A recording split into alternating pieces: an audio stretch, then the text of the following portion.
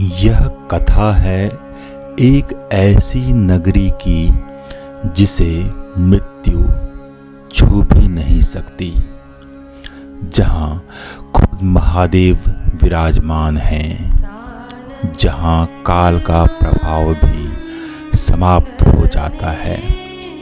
हाँ, यह कथा है काशी की, भगवान शिव की प्रिय नगरी की।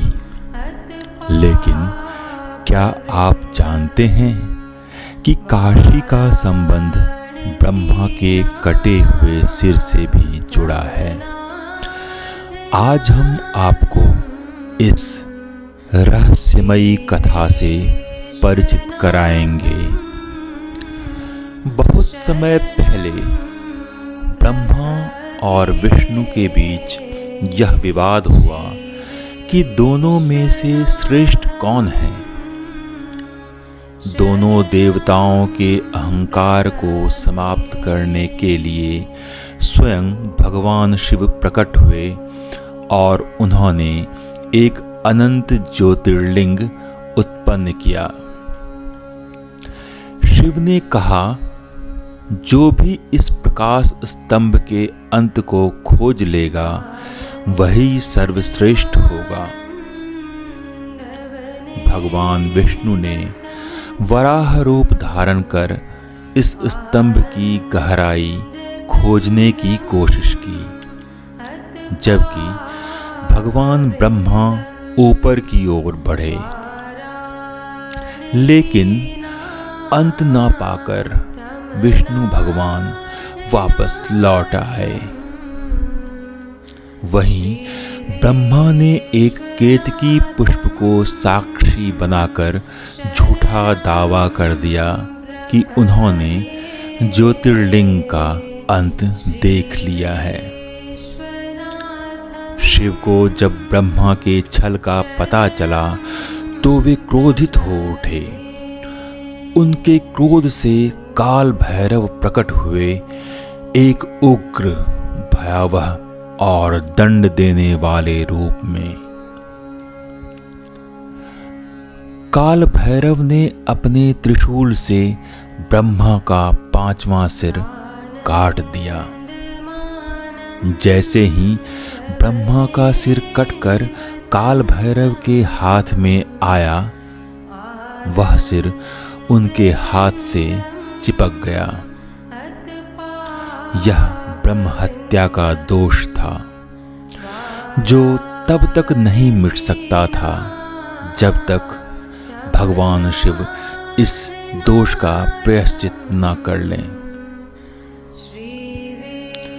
भगवान शिव के रूप काल भैरव इस दोष से मुक्त होने के लिए एक नगर से दूसरे नगर, एक लोक से दूसरे लोक भटकते रहे, लेकिन कोई भी नगर उन्हें शरण देने के लिए तैयार नहीं था। लेकिन फिर जैसे ही वे काशी पहुंचे, अचानक ब्रह्मा का सिर उनके हाथ से गिर गया। काशी की पवित्र भूमि ने काल भैरव को भी पाप मुक्त कर दिया। यह वही स्थान है जिसे आज कपाली मोचन तीर्थ कहा जाता है। इस घटना के बाद शिव ने काल भैरव को काशी का कोतवाल बना दिया और आदेश दिया कि जो भी काशी में वास करेगा उसे काल भैरव की अनुमति लेनी होगी। यही कारण है कि काशी को केवल एक नगर नहीं बल्कि मोक्ष की नगरी कहा जाता है। यहाँ मृत्यु भी मोक्षदायी बन जाती है। मान्यता है कि जो भी व्यक्ति काशी में अपने प्राण त्यागता है, भगवान शिव स्वयं उसके कानों में तारक मंत्र का उपदेश देते हैं, जिससे वह जन्म मरण के चक्र से मुक्त हो जाता है। गंगा स्वयं शिव के सिर से प्रवाहित होकर काशी को पवित्र करती हैं।